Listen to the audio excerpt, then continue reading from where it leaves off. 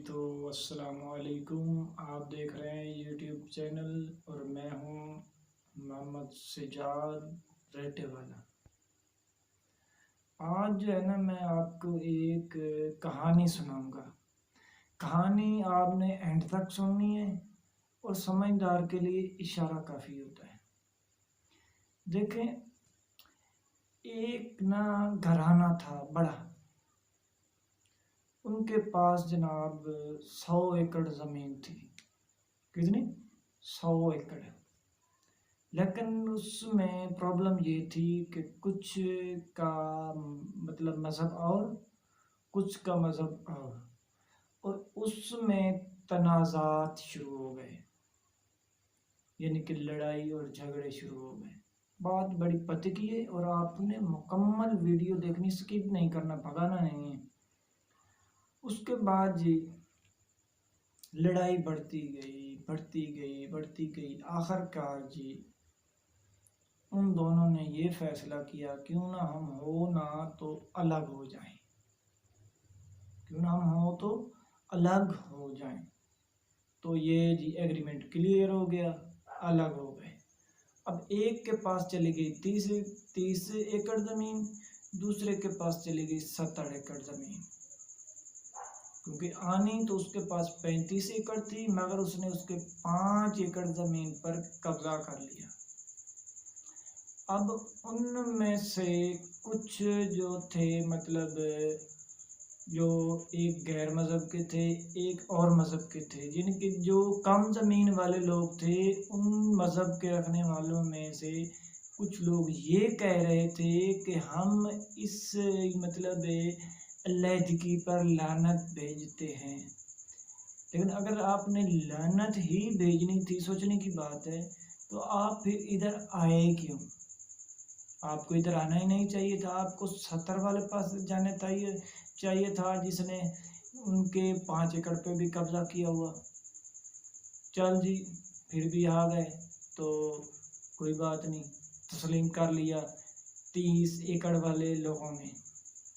अब मामला चलता गया।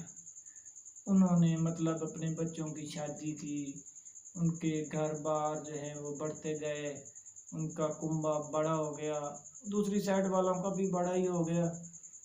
और बात ये हुई कि जैसे ही उनके यहाँ कोई शादी खुशी होती तो वो मुंह उठा के चले आते, रोटी खाने के लिए, पेट पालने के लिए, मतलब वहाँ आ जाते जिसकी अलहदगी पे वो लानत भेजते थे। यूं ही सिस्टम चलता गया। मतलब उन्होंने फिर अपना एक सेटअप बना लिया, एक निज़ाम बना लिया अपना, और उस निज़ाम का भी वो हिस्सा बन गए। फिर एक गैरतमंद उठा, उसने 70 वालों को ललकारना शुरू कर दिया। उसके खिलाफ उसने तहरीक चलाई। आखिरकार मर्द मुजाहिद को मरवा दिया गया। फिर एक कुछ अरसे बाद, यानी कि अल्लाह ने 29 एकड़ ज़मीन वाले मुसलमानों पर अपनी शफ़क़त की निगाह फरमाई। एक और मतलब महब्बे वतन दिया 30 एकड़ वालों को। उसने भी बड़ी इनके बढ़ चढ़ कर जद्दोजहद की। जब 30 एकड़ वालों को ये बंदा मिला, उसने मतलब समझाने की कोशिश की थी। 70 एकड़ वालों को, जिन्होंने 5 एकड़ पे कब्जा किया हुआ था, उनको ये बात अच्छी ना लगी। तो उन्होंने क्या किया कि उनके दुश्मनों के साथ मिलकर उसको भी अपने रास्ते से हटवा दिया। फिर हुआ यूं कि जो 30 एकड़ पर लानतें भेजते थे, वो लोग, उनकी औलादें मिलकर, कुछ और जो थे उस 30 एकड़ के मुनाफिकीन जो 70 एकड़ के एजेंडे पे काम करते थे, वो आ गए। उन्होंने क्या किया, 70 एकड़ के जो लोग थे उनका कहना मान के 30 एकड़ वाले लोगों का खून चूसना शुरू कर दिया, उनको जलील करना शुरू कर दिया, उनकी मतलब दुनिया में इज्जत जो थी वो पामाल करनी शुरू कर दी। वो जहाँ भी जाते उनके साथ मतलब जिल्लत अमेज सलूक किया जाता। किसी को मतलब एयरपोर्ट पे नंगा कर देते, किसी को गिरफ्तार कर लिया जाता, किसी को दहशतगर्द कहा जाता, किसी को कहा जाता जी ये फलां 30 एकड़ से आए हैं, इनकी क्या औकात है। इनकी इस तरह से तलाशी लेते थे कि मतलब क्या ही मैं आपको क्या बताऊं। इतनी जिल्लत अमेज वो खुद को मतलब एक इतना नीचा समझते थे कि क्या हम इतने गिरे हुए इंसान हैं, क्या हम इंसान नहीं हैं, क्या हम मतलब कोई ऐसी बलाएं हैं जो यहाँ आ गए हैं। मतलब उनको 30 एकड़ में रहने की शर्मिंदगी महसूस होती थी। जहाँ जहाँ भी ये मतलब 30 एकड़ से लोग बाहर की दुनिया में जाते उनको शर्मिंदगी महसूस होती। लेकिन जो 30 एकड़ पर काबिज हो चुके थे उनको इस चीज़ से कोई फ़र्क नहीं पड़ता था, क्योंकि वो कहते हैं बेगर आई कांट द चूज़र, यानी कि हम फ़कीर हैं, हमारी कोई चॉइस नहीं, ना ही हम कोई चॉइस कर सकते हैं क्योंकि हम तो भिखारी हैं। अब 30 एकड़ में रहने वाले सब लोग तो भिखारी हैं नहीं। मेरे 5 बच्चे हैं जिसमें से 4 बेटियां और 1 बेटा। मैं अल्लाह का शुक्रगुजार हूँ। मैं 500-700 अपनी मेहनत से कमा के आता हूँ, किसी से भीख मांग के नहीं आता। और ये बात जो थी इनके बेगर कांट चूज़र, ये मुझे यहाँ लगी। मैंने बहुत सोचा कि वीडियो बनाऊँ ना बनाऊँ, बनाऊँ ना बनाऊँ, क्योंकि मैं तो गरीब आदमी, हो सकता है क्योंकि मेरे साथ कोई ऐसा वैसा कर दे, पर कोई नहीं, अब जो होगा देखा जाएगा, क्योंकि हम अपनी मेहनत करके खाते थे। चल जी, उसके बाद एक पागल आदमी आ जाता है 30 एकड़ में। वो कहता है कि यार, क्योंकि यहाँ भी जो 30 एकड़ वाले लोग थे काफ़ी जहालत भर चुकी थी, गुलामी भर चुकी थी, आदत हो चुकी थी ना कि चीज़ सस्ती मिले, एयरपोर्ट पे नंगा कर दो कोई मसला नहीं, पैंट उतार दो कोई मसला नहीं, जलील करो कोई मसला नहीं। गैर मुल्कों में जब आप 30 एकड़ का एक पासपोर्ट बन गया, जैसे ही पासपोर्ट दिखाते अलग लाइन में खड़ा कर दिया जाता तलाशी लेने के लिए, और इतना जलीलो ख्वार किया जाता कि वो रोने लग जाते। और कई ऐसे मतलब वीडियो आए जो मैंने खुद देखे। हमारे एक्टर, हमारे जो मतलब अलग अलग शोबा से ज़िंदगी रखने वाले लोग थे, वो उनकी वीडियो आई और वो रो रहे थे कि हम इसीलिए हमको मतलब वहाँ रोक लिया जाता है कि हमारे पास ज़मीन 30 एकड़ है इसलिए, क्योंकि हम गरीब हैं इसलिए। लेकिन गरीब होने की वजह से नहीं रोका जाता था। जो 30 एकड़ पे काबज थे उनकी गलत पॉलिसी और गलत तरीके की वजह से रोका जाता था, क्योंकि अगर वो चाहते तो अपनी इज्जत भी बनवाते और साथ में दूसरों की भी बनवाते। जाहिर है अगर ऊपर वाले लोगों की इज्जत होगी तो वो चाहेंगे अपनी इज्जत भाई करवाएं, तो जाहिर है नीचे वालों की भी इज्जत होगी। लेकिन ऐसा बिल्कुल नहीं हुआ। फिर वो पागल आदमी उठ खड़ा हुआ, उसने सबको बताया कि मतलब आपके साथ ये नहीं, ये होना चाहिए था, ऐसा नहीं होना चाहिए था, ऐसा होना चाहिए था। चल देख लें कि 100 में से 30 लोग उसकी बात मान गए, एग्री हो गए कि जो कह रहा है बिल्कुल सच कह रहा है। मामला चलते रहे चलते रहे चलते रहे। आखिरकार जी, जब चुनाव होते हैं, जब इलेक्शन होते हैं, तो किसी न किसी तरह से अल्लाह पाक उस 30 एकड़ वाले रकबे पर एक आदमी को मतलब मौका दे देता है, आप आए। लेकिन वो गैरतमंद इंसान था, तो उसने क्या किया कि उसने कहा कि हम कोई आपके नौकर हैं? एब्सोल्युटली नॉट, हम आपके गुलाम हैं। बस इस तरह की बातें करनी थी। हमारे अंदर के जो मतलब bagger and not the chooser थे वो भी गुस्से में आ गए, और बाहर वाले जो लोग थे जो हमें मतलब अक्सर गुलामी में देखना चाहते हैं, उन्हें तो बहुत ज़्यादा गुस्सा आया, क्योंकि ये तो बातें उनके अगेंस्ट थी। उन्होंने क्या किया, क्यों ना हो तो इसको रास्ते से हटाया जाए। फिर जी हो गई कहानी शुरू। कहानी शुरू हुई तो बहरहाल जी अब कर ही क्या सकते थे, क्योंकि उसके सपोर्टर 30% थे और जो खुद को कहते हैं हम beggar I can't the chooser, उनके सपोर्टर 40% थे और जो और हैं उनके भी 30% 20% थे। फिर इससे मिलाकर सारा यानी कि एक फ्रूट चाट बनाकर उनके सपोर्टर हो गए 60%। फिर क्या होना था, 30% वाला तो मार ही खाएगा। तो 30% वाले ने क्या किया, उसने आखिरी सांस तक लड़ने और झगड़ने का फैसला किया।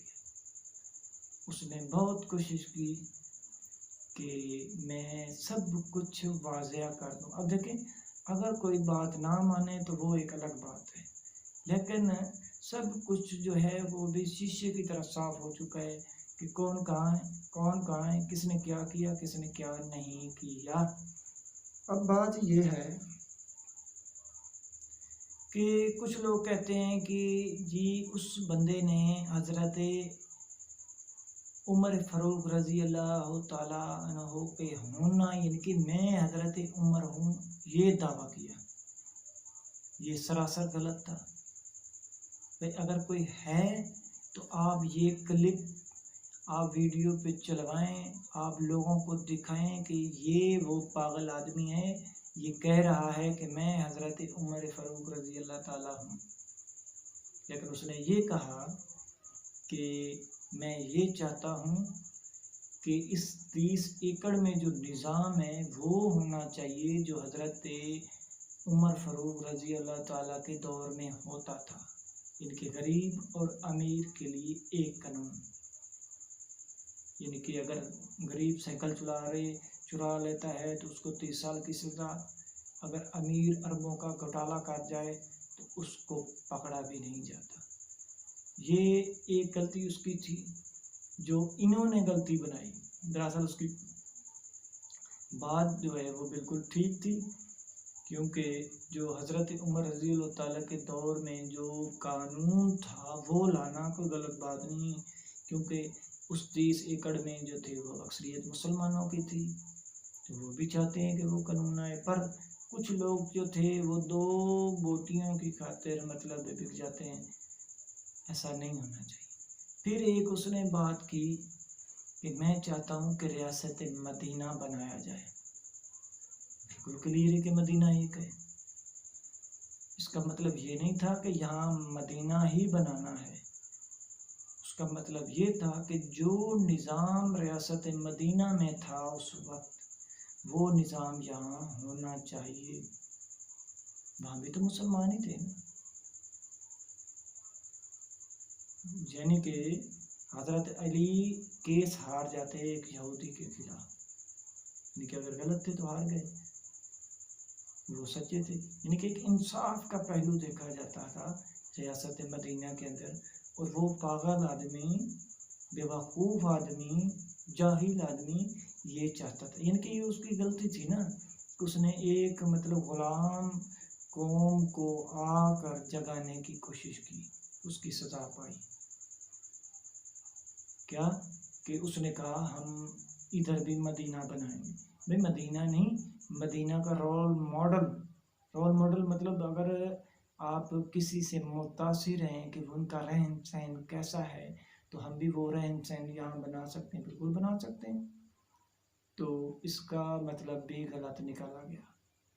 अब एक उस 30 एकड़ में मौलाना साहब थे, वो उस नस्ल थे जो 30 एकड़ पर लानत भेजते थे, 30 एकड़ वाले मुल्क पर लानत भेजते थे, और वो भी 70% वाले लोगों की हिदायत पर, जिन्होंने 5 एकड़ पर कब्जा भी किया हुआ था। तो वो कहते हैं जी मैं अब आखिरी पैगंबर हूँ, इनके एक पैगंबर आता था, एक जाता था, उसकी जगह पे दूसरा आ जाता था। अब मैं आखिरी पैगंबर हूँ और दुनिया की भाग दौड़ मेरे हाथ में है। तो इसके बाद जी वो उस पागल आदमी के पीछे सब पड़ गए।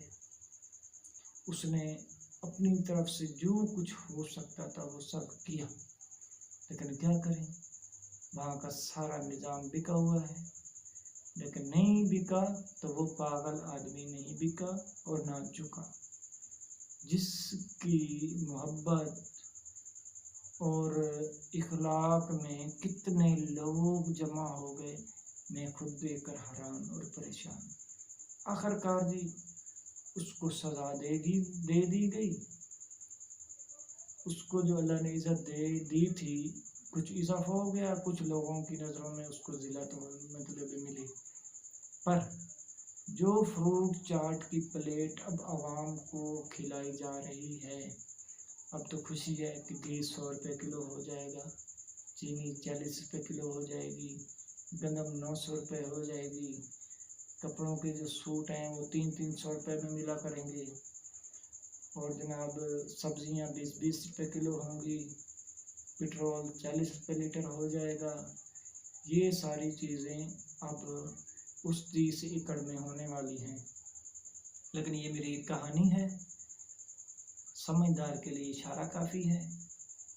लेकिन हम देखें, मैंने बहुत कोशिश की कि मैं इस टॉपिक पे वीडियो बनाऊं। आखिरकार मैं अपने दिल से मजबूर हो गया कि नहीं, मुझे इस टॉपिक पे वीडियो बनानी चाहिए, क्योंकि हर बंदा बना रहा है, मैं भी बना रहा हूँ। तो अगर सब बना के डाल रहे हैं, लोग गालियाँ देते हैं यार 3 एकड़ वाले, इनके जो निज़ाम है उनको।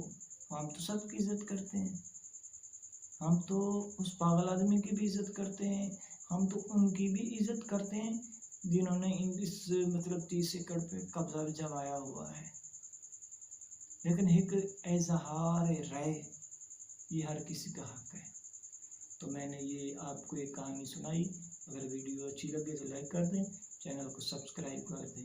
अगर आप चाहते हैं कि इस तरह की और भी मैं कहानियाँ आपको सुनाऊं तो मेरा चैनल सब्सक्राइब करें, और कमेंट्स में आप मुझे बताएं कि आप मज़ीद इस तरह की और भी हमें कहानियाँ सुनाएं।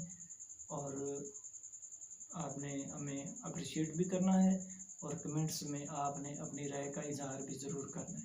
Thank you.